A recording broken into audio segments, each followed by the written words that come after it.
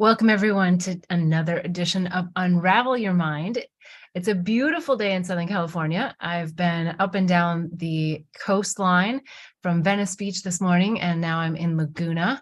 And so I'm on the road, and we don't know. There could be lots of unexpected things that happen in today's broadcast. I've got Miss Lily, my Bali dog, right near me, and she's guarding my dear friend's place, and so she's going to probably bark at points in time, and who knows what else will happen. So if there's any distracting background noises, we know why. But it's always beautiful to be here.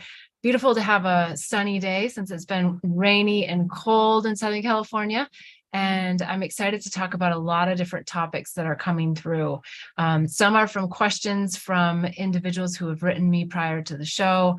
Some are from some girlfriend discussions that just took place. I had an incredible evening with 3 other very conscious women, and we had some great discussions. And so some of the thoughts and questions and topics that came up, I thought I'd bring to the show as well, so that we can all hear the wisdom that's coming through and the things that we're all struggling with right now. There's some things that are sort of out there in the collective consciousness, but also things that are very individual to each one of us that we are working through. And so the whole point of being on this show and being here today is to help us to unravel our minds and to transform our relationships to love and to life and to how we exchange energy with the external world.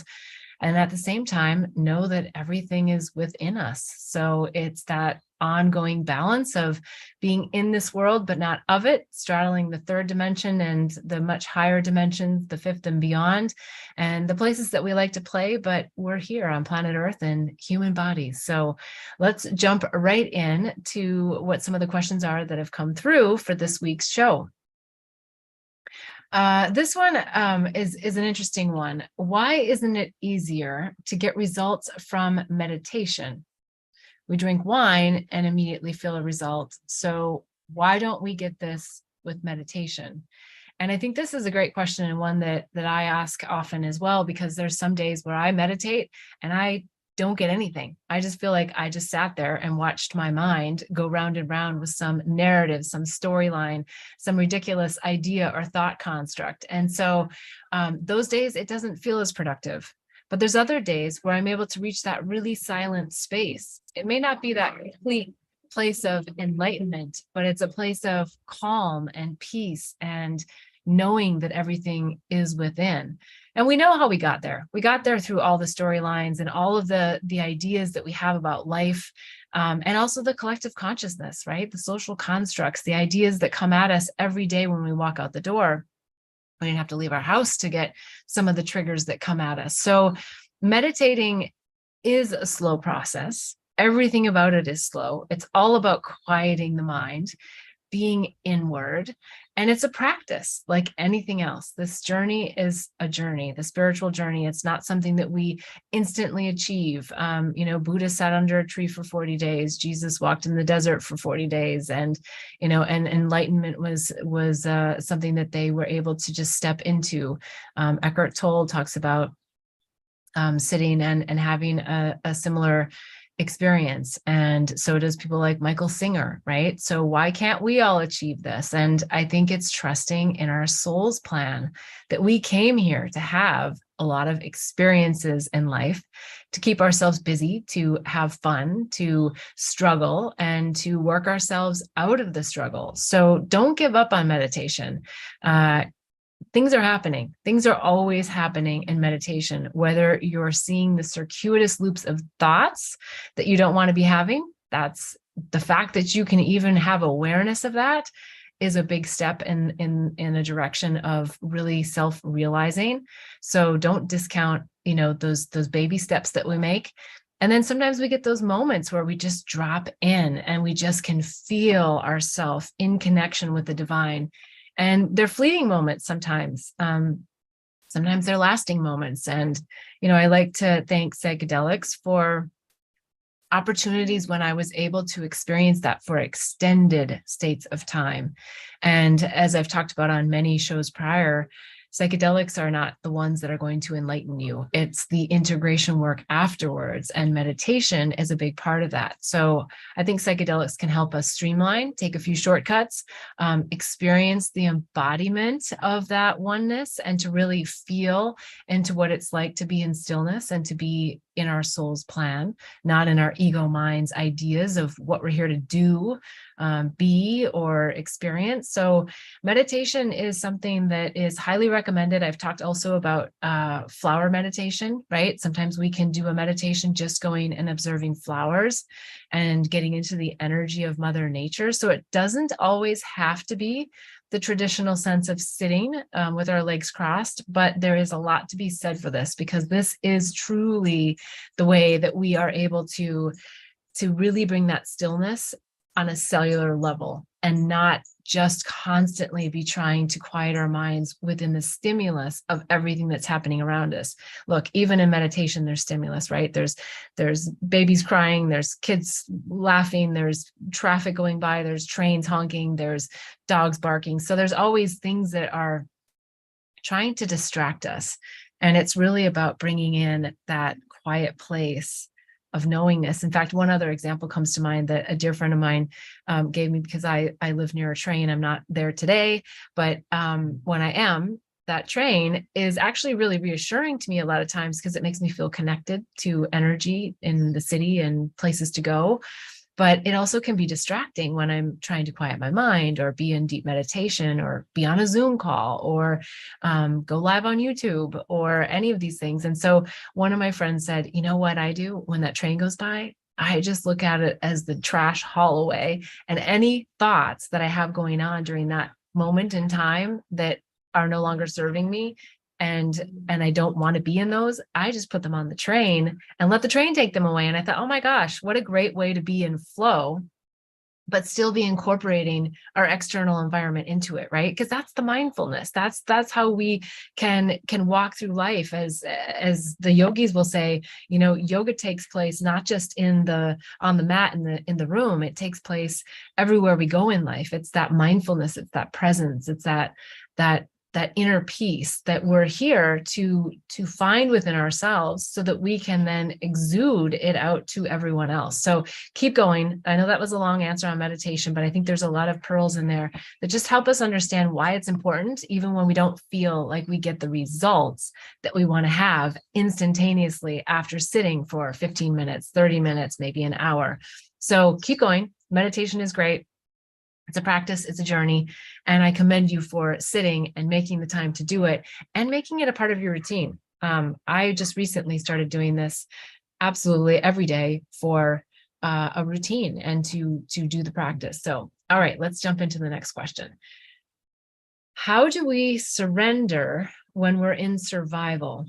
Okay, not knowing more of the context, I'm going to answer it in a particular way, knowing that there are many different ways that this person could be coming at this. Survival, you know, when I think about that, there's like Maslow's hierarchy of needs. And so for someone, you know, just coming from Venice, seeing a lot of homeless people, their definition of survival is very different than probably and most likely the people who are watching this video, because by nature of having a computer and having Wi-Fi and being on the internet, you may not be in that absolute survival on the street homeless mode. So I'm going to speak to it more from that state of there's something that's really working on us at a deep level, that feels like we're having to survive or get through. But it may not be the truest sense of survival, and that we do have food and electricity and all of these things. And I think with that said, that leads us right in to the most important point, that is always about gratefulness. It's about being grateful for what we have in everyday life, in this moment now, that I have a beautiful space and a beautiful place to be and to experience this with you. I have a beautiful dog that brings me love, right? I have a hot drink in the morning. I have a clean glass of water. So sometimes it's going back to those really basic things. Now, the question was more about surrender, right? So how do we surrender? I still work on this every day of my life, surrendering without feeling like I'm giving up, right? Because it's not that give up energy, like, well, gosh darn it, I give up, or yeah, it's not that. It's that you're giving it away.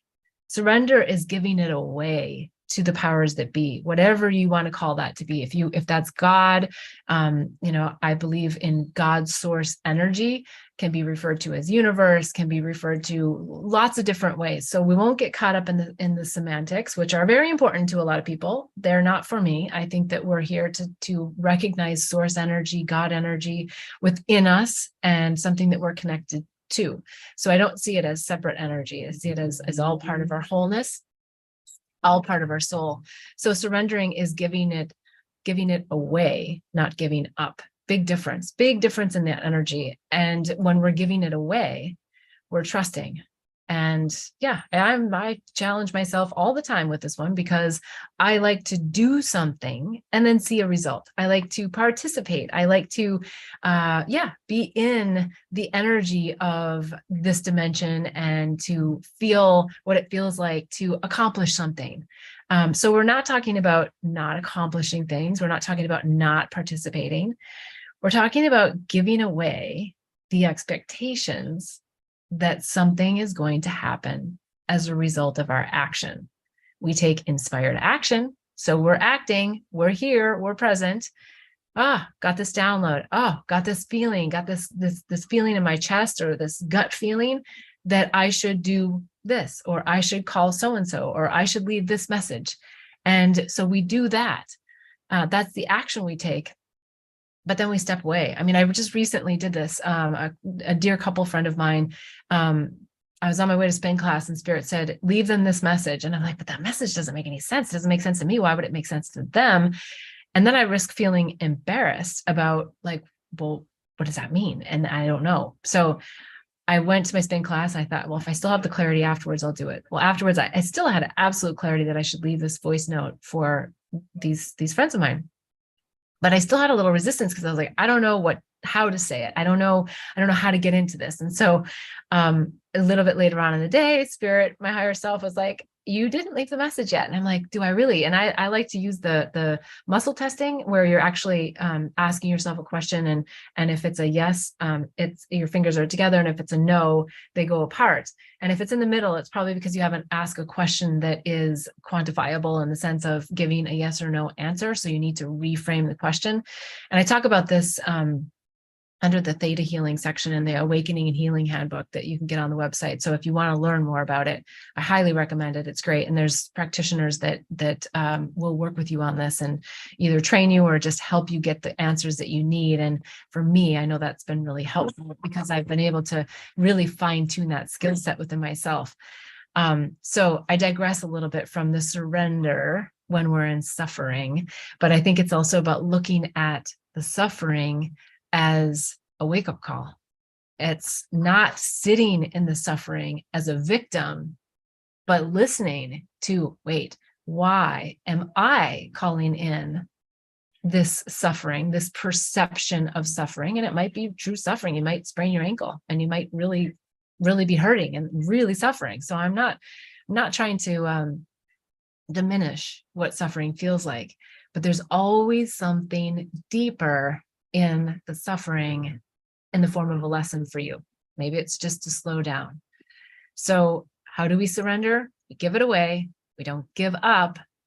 And we trust. We trust that source energy, our higher self, our soul's plan is stepping in. It's not even stepping in, because it's always happening. It's always there for us. It's always available. It never goes away. It's just our perception of it that we think that it goes away. So hopefully that answers the question. If it doesn't, I'm always open to comments in the notes section, even if you're listening to this on replay, because it's timeless. So we can talk more about it.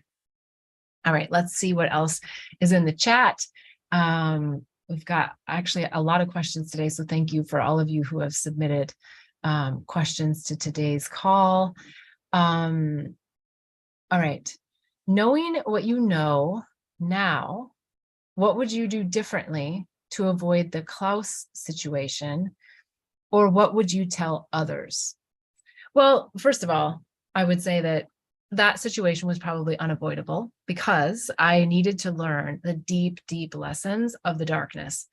I needed to experience. And for me, as you know, if you've read the book Angels, Herpes, and Psychedelics, a lot of my lessons come through romantic love relationships, as they do for a lot of people. But some people choose health and illness. Some people choose family. Some people choose careers. But for me, I really learn a lot, and I learn fast because my heartstrings are so involved in these situations. So first of all, I'll just say that I think the Klaus situation and relationship was so necessary to my spiritual evolution and awakening. It didn't feel like it when I was in it, and it was very traumatic. And I know that there's probably still little bits of dusting here and there that I continue to do. Even though I've done a lot of healing, there's always little remnants sometimes that come in and out. And sometimes they're just little tests, just like little intuitions, like, okay, where are you at with that? Not intuitions, initiations, right? So little like, oh, let's see, is she still good with that? Did she really get that? Did she really embody that? So those things come through for us. And so what would I do differently, and how would I advise or tell others? Don't be so hard on yourself. Stay awake, stay aware. So if you're in it right now, yeah, you can't avoid it. You're in it. Be truthful with yourself. Trust your intuition and what that person's showing you. If you haven't encountered your devil yet, or you worry about encountering another one because you have, that could also be the case. I would just say stay very, very heart-centered. Trust your heart, but know when you are coming from the wounds of a broken heart versus an open heart. So two very, very different things. A broken heart has, that closed energy, that, I don't want you to hurt me energy. Very, very different than a broken heart that's an open heart, which is allowing the light to come in and for you to shine your light brighter and to look at what were all the lessons that came in as a result. A really important difference. I have a blog that I did a while back. I don't even remember what I wrote exactly, but it was all about how broken hearts can heal, right? And how I love heartbreak, which is so ironic and odd. I don't like it when I'm in it. Absolutely not. I don't really love heartbreak. I love what I can learn from heartbreak. So that's really the bigger part for me, is what am I here to learn from it? Okay, so hopefully that answers that. And if not, please let me know. All right, so back in the chats, and if anyone live here wants to ask a question, please raise your hand and I'm happy to get to you as well. I have an eclectic group of friends. Some are fairies, some are super 3D.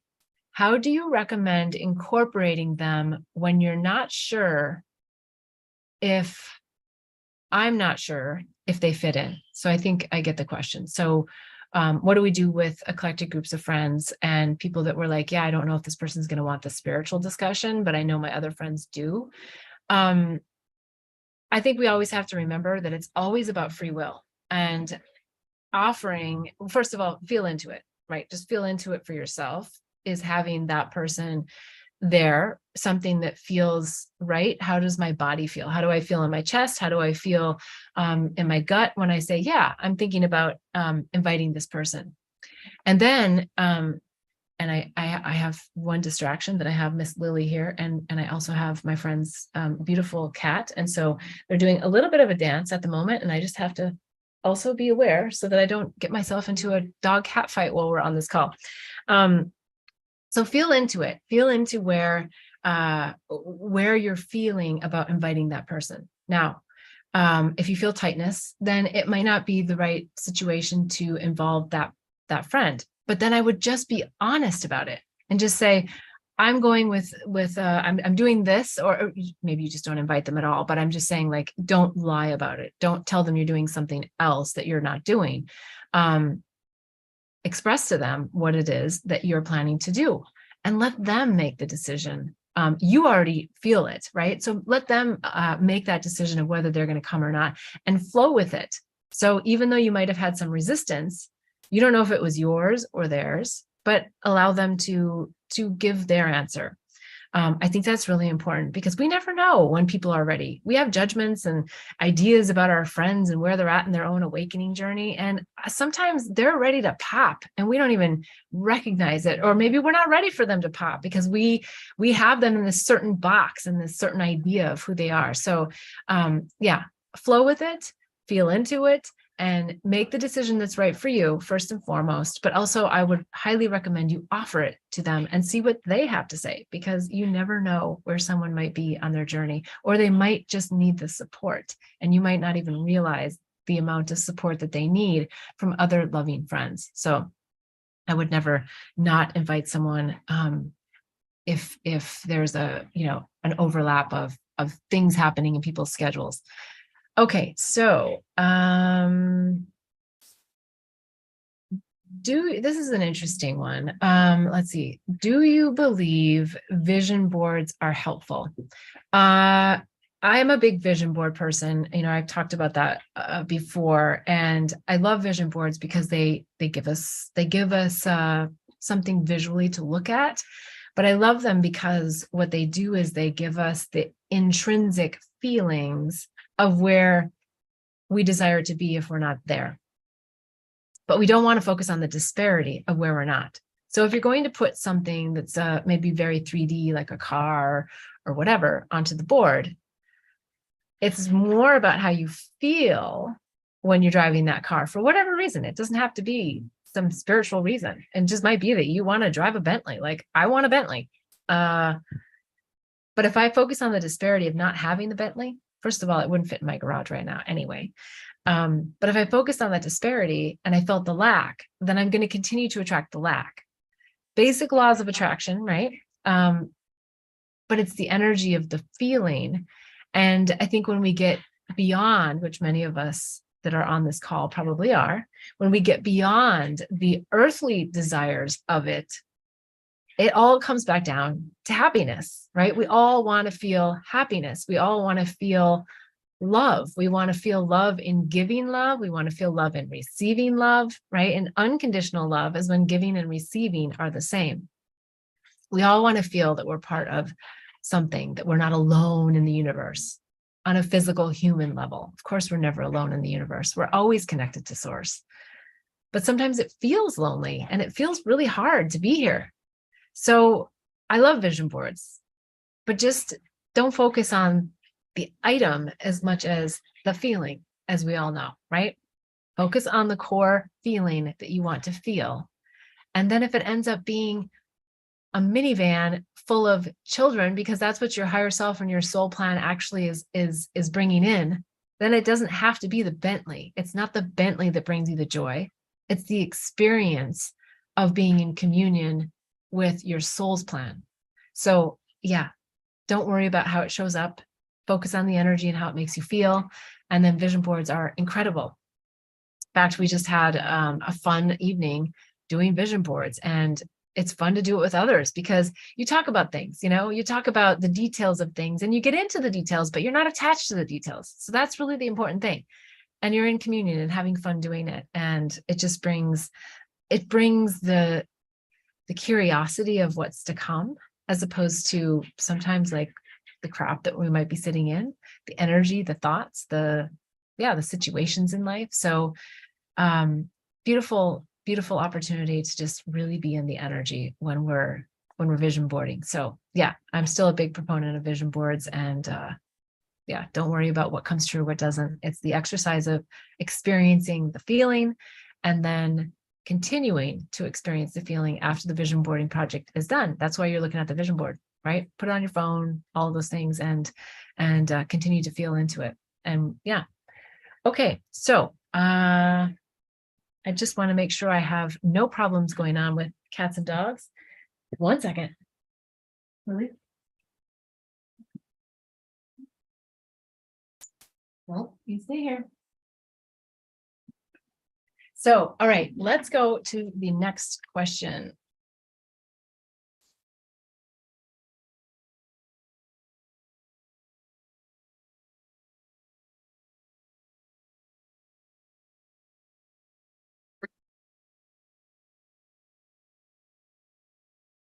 Okay, How do you see the new earth? Oh,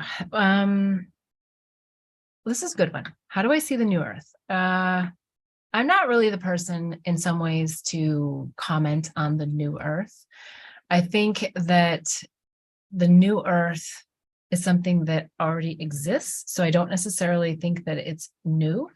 I think that it's a perceptual shift, and it's a place and a space in our minds where we have stepped through the veil, stepped through the illusions, and are not triggered by what's happening in our external environment, our upbringing, the programs that were instilled at a very young age, the programs that are happening, the wounds that happened to us in the past, the projections of desires for the future. So I believe that the new earth can happen right now. My feeling about the new earth is that it will be perceived and experienced as easier for light workers, way showers, unicorns, fairies, goddesses, who understand the multi-dimensional aspect of ourselves, to feel in acceptance more, as opposed to feel like we're unicorns. That it's more accepted to be in the bliss of divine oneness. It's more accepted to be in the knowingness of other dimensions. It's more accepted to talk about aliens. It's more accepted to talk about our starseed origins. It's more accepted to really, I don't like the word expected, but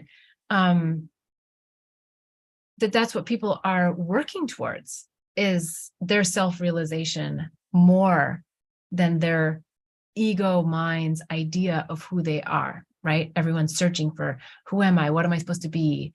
What am I doing? How am I making money? Where do I live? What do I buy? What brands? What, all of that stuff is all very third dimensional. It doesn't mean that we can't enjoy expensive brands. It doesn't mean that we can't pleasure ourselves in third dimensional items or things. But it means that we don't have the attachment. It means that we are able to come at this from just such a different perspective and lens. But in the new earth, which has been happening for forever, since the beginning of time, that we've built lenses and perceptions, and now we're dismantling lenses and perceptions. So it's like this ongoing loop in humanity.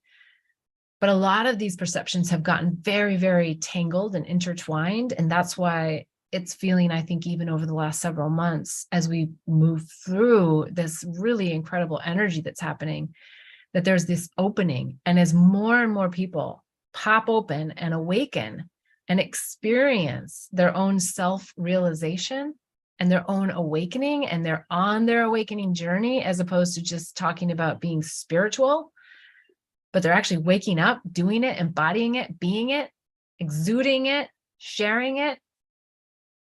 That's the new earth to me. Is that in community, we are there every day, focused on being there every day. When we're not, using our spiritual toolbox to help shift us to get there. That's really the new earth. And it can happen right now. And it is happening right now. And I just think it's going to be easier perceptually to see it. I think that's maybe, in my mind, how I would describe the new earth. I know there's lots of interesting individuals out there that have different definitions, and so that's how I would describe it. And if you have a different description, I would love to hear about it. So please write it in the comments below. I'd love to hear how you actually look at the new earth, and if it's different than mine, or maybe it's the same. Who knows? So I'd love to hear about it. All right, let's take a look at the chat, see what else we've got for questions.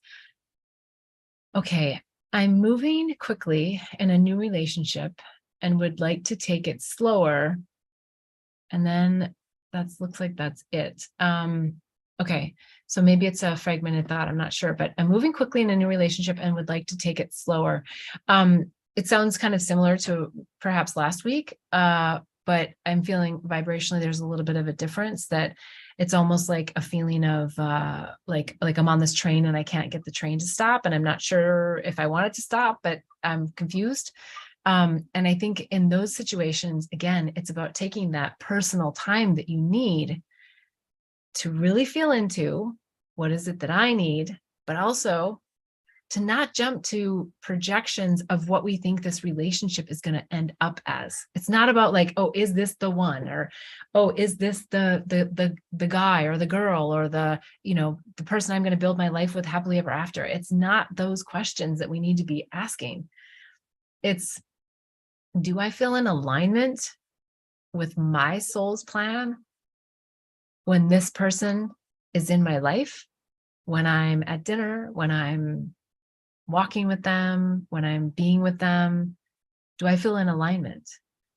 And if the answer is no, that's still okay, because it might be that they're just here to teach you a lesson. Well, actually, that's what everybody's here for, is to teach us lessons, whether it's a friend, a parent, a child, a lover. It's always about the lesson. And the core lesson is to just experience pure love, right? And to get there is through forgiveness of others, forgiveness of ourselves. And so take it fast, take it slow, just give yourself time to process and to feel outside of the chemistry and the chaos and the craziness of how it feels when we first meet someone, because there's something in there for you, something good, something juicy. And it may mean that you blow it up and you stay together, or you may break apart. And either way isn't the point. The point is how do I feel right now? And if you don't feel like you're trusting that person, wow, that's something to really, really feel into, and then make the difficult decision about, maybe I don't want to explore this relationship. And if you're feeling guilted into it, or you're feeling you don't want to disappoint them, those are all good things to know, because it means that you have awareness, you have mindfulness about you and your feelings. And that's the work. And that's beautiful work, because then you're just asking yourself the questions: is this the person that's helping me with my mission and my purpose and my plan?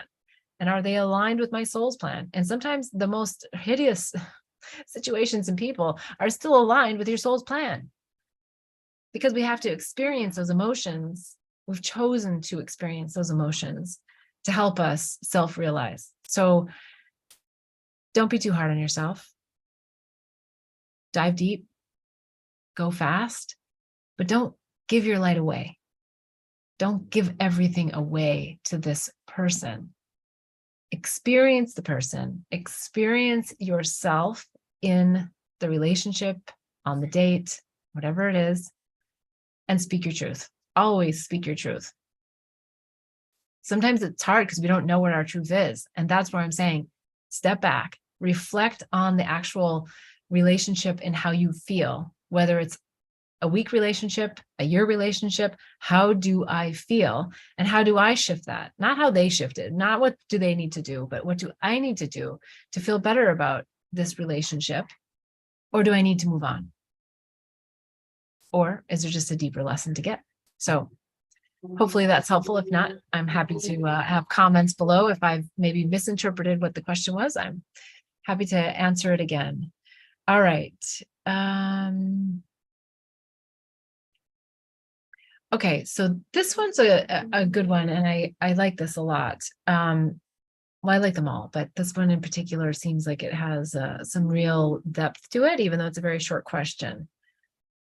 What's the difference between selfishness and selflessness?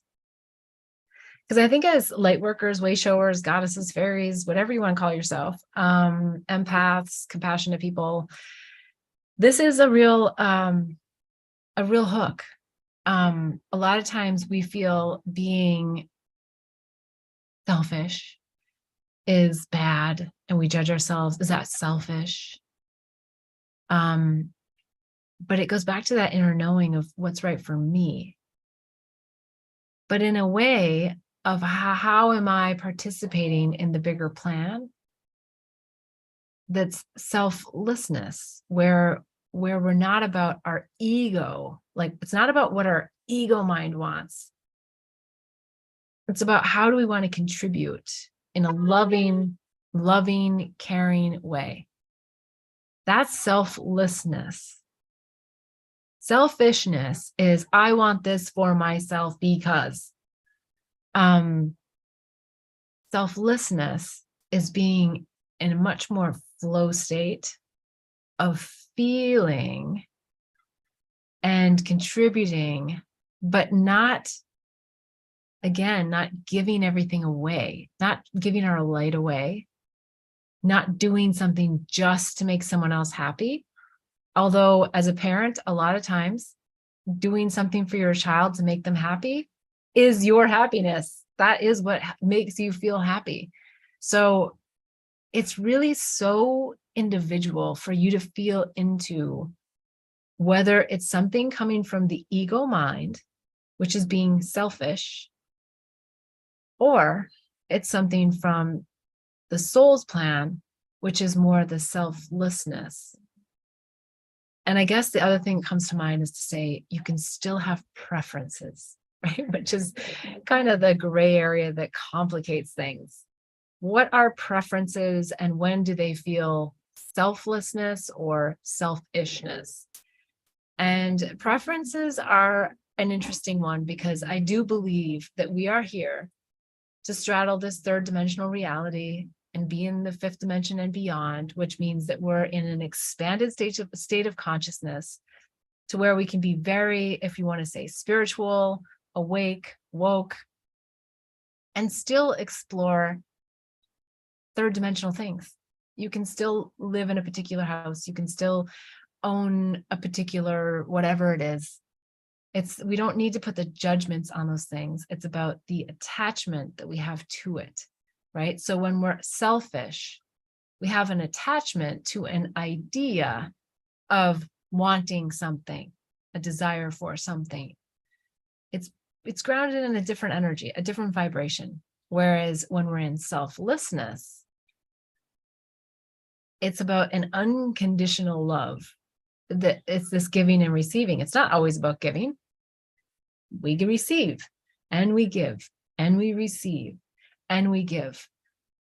And we have preferences. And sometimes we go, oh, I don't feel good about that particular giving.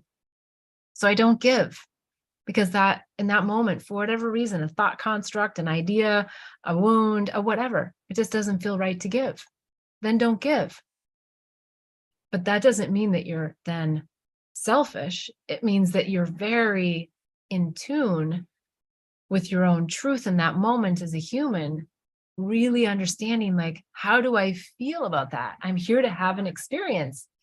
And so when you get into that deeper place within yourself that accesses the inner wisdom, right? So when we break through the beliefs and the programs and the ideas that we have, we can access that inner knowing, that inner wisdom, that inner truth that helps us stay in selflessness, not selfishness. Again, if there's any other questions, comments, I would love to hear them in the notes below. So please add them in and we can either talk about them next week or I'll answer them on text. Let's go to the next question. All right. This might be one of the last questions, although because we only have about 10 minutes left. Let's see. Why do family members trigger me so much? Yeah, that's a good one because it's the family members that programmed you with all the ideations and a lot of times with your self-worth and your value, and all of those things hit really hard on the heartstrings. They're really deep within you. They're ideas that you believe. This is a weird story that's just coming to mind, and I don't even know if I can tell it exactly right. But there was this family, and the woman was preparing a ham, and I think it was like for Easter or something. So the woman was preparing the ham, and she took the ham and she cut like the end off of it and put it in the oven. And someone said to her, why do you cut the end off? And she said, well, because that's how my mother did it. My mother always cut the end off. And so I cut the end off. And so what ended up coming out later, so she just thought that's just the way you do it because that's the way she grew up. That's what she knew. And she learned later that her mother cut the end off because her pan was too small and would never fit the whole ham. Right? So we get programmed. It's a silly idea, a silly example, but a funny one because it happens all the time that we actually think something is right or the right way to do it or the way that it should be or a program about how we feel when it's just that's just the program. That's just the installation of ideas of what we think about things, whether it's how we think about money or how we think about self-worth or value or success or failure or all these ideas. They're just ideas.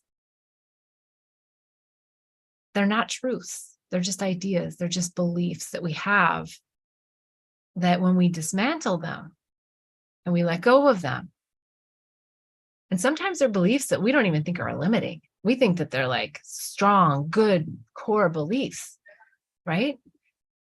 When we let go of them and we unravel them in our minds, that's where we get to the juicy, juicy wisdom and nuggets that help us to really see what it's like to be in this moment right now, in presence, in flow, in the magic, in the divinity of our soul's plan as to why we came here, as opposed to the ego mind trying to tell us why we're here, what we should do, and what success looks like, because it's different for everyone. And if I had to define success, it's how deeply do you love yourself? It's how deeply are you able to be in touch with that aspect of yourself so that you can exude it out to others. And whatever you do in your day job is fine. It's all about that self-realization, all about that coming deeply within, deeply connected to your soul, yourself, and realizing that we're all one. We're all connected. We're all just here walking our brothers and sisters home. So that's probably the best place to end today's Unravel Your Mind show on, because we're here to transform relationships to love and to life. And we're doing it one day at a time and releasing one thought at a time in every moment of now, how we're choosing to experience our life, the decisions that we make, and the emotions that we allow ourselves to feel. So I hope today's been fun.